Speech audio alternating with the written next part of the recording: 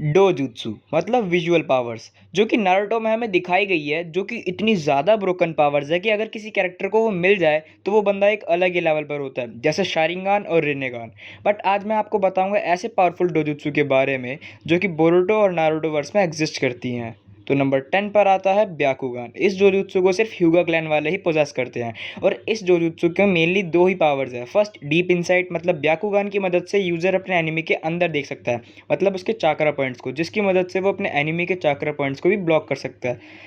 और दूसरा ये कि डोजुत्सु अपने यूज़र को एबिलिटी प्रोवाइड करती है कि यूज़र इससे यूज़ करके थोड़ा डिस्टेंस तक देख सकता है और ये डिस्टेंस बढ़ भी सकता है अगर यूज़र ट्रेनिंग करे तो। जैसा नेजी ने किया था, वो स्टार्टिंग में सिर्फ 50 मीटर तक देख पाता था, बट बाद में वो 800 मीटर तक देख पाता था। और बोला ये जाता है कि तुम्हें 360 डिग्री का भी विजन प्रोवाइड करता है ब्याकुगान। ओजी नारुतो में रिवील हुआ था कि गर्दन के पीछे वाला जो हिस्सा होता है वो विजिबल नहीं होता ब्याकुगान की मदद से। बाकी हम बढ़ते हैं नंबर 9 पर। तो नंबर 9 पर है टेंसेगान, जो कि एवोल्यूशन है ब्याकुगान और ओत्सुत्सुकी के चाक्रा का।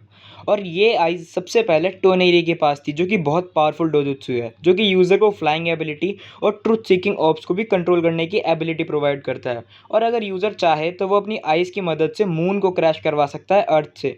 और ये आइज़ अपने यूज़र को एक पावरफुल सेज मोड भी प्रोवाइड करता है, जैसा मित्सुकी के पास है। फिर है नंबर 8 पर जोगन। वैसे तो ये अभी भी मिस्ट्री है कि इसकी पावर्स क्या है, बट जैसे जैसे बोरुतो की मांगा आगे चल रही है हमें इसकी पावर्स देखने को मिलेंगी। इस आई को प्योर आई भी बोला जाता है और ये सिर्फ ओत्सुत्सुकी क्लैन वाले ही पोजेस करते हैं। और माना ये भी जाता है कि ओत्सुत्सुकी गॉड इस आई को पोजेस करता है। और बात करें इसकी पावर्स की, तो मेजरली हमें सिर्फ तीन ही पावर्स का पता है। First, deep insight like Byakugan. और सेकंड, ये कि अगर किसी के चाक्रा नेचर में कोई भी चेंज होता है तो ये उसे सेंस कर सकती है। और थर्ड, कि अगर इसके आसपास कहीं भी पोर्टल खुलने वाला हो तो ये उसे भी सेंस कर लेगा, जो कि यूजर को एक अपर हैंड प्रोवाइड करती है फाइट में। अब आते हैं नंबर 7 पर, जो कि most of the Naruto fans का ड्रीम है, शारिंगान।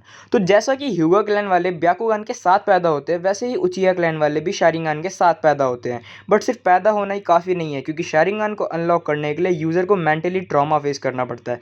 लेकिन एक बार शारिंगान को एक्टिवेट करने के बाद यूज़र इसे कभी भी एक्टिवेट और डीएक्टिवेट कर सकता है।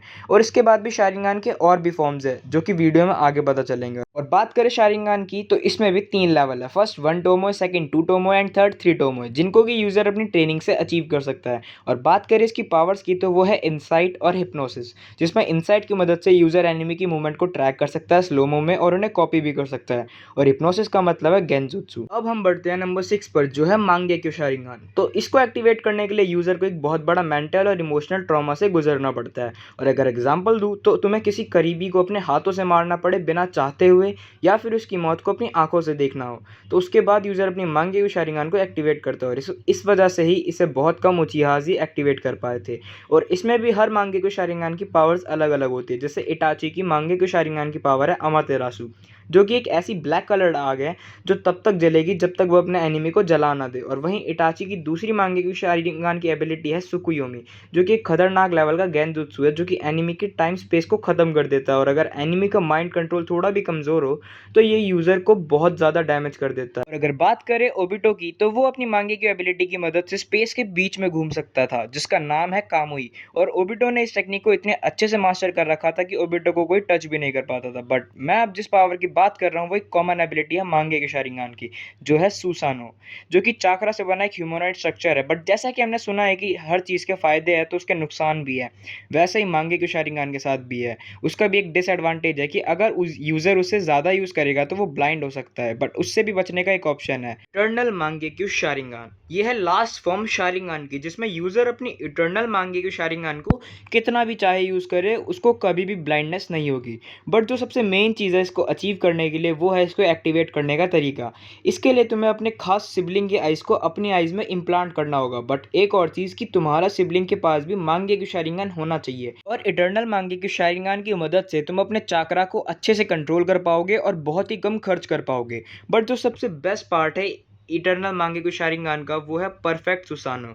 और मुझे ये बताने की ज़रूरत नहीं है कि परफेक्ट सुसानो कितना ज़्यादा पावरफुल होता है। उसके बाद है नंबर 4 पर इशिकी डोजुत्सु। तो वैसे तो अगर बोरुतो की डेटा बुक की माने तो इशिकी के डोजुत्सु का नाम है कोकुगान, और ये सिर्फ इशिकी के पास ही है। और इस आई के मेजरली 4 पावर्स है। फर्स्ट, सुकुना हिकोना, जिसमें इशिकी किसी भी चीज़ को मॉलिक्यूलर लेवल पर छोटा या बड़ा कर सकता है। सेकंड, इसके पास एक ऐसे डायमेंशन का कंट्रोल है जहां पर ये किसी भी चीज़ को छोटा करके रख सकता है और जब ज़रूरत हो तब उसे यूज़ कर सकता है। और थर्ड, कि ये किसी की भी बची हुई लाइफ फोर्स देख सकता है कि वो कितना जीने वाला है।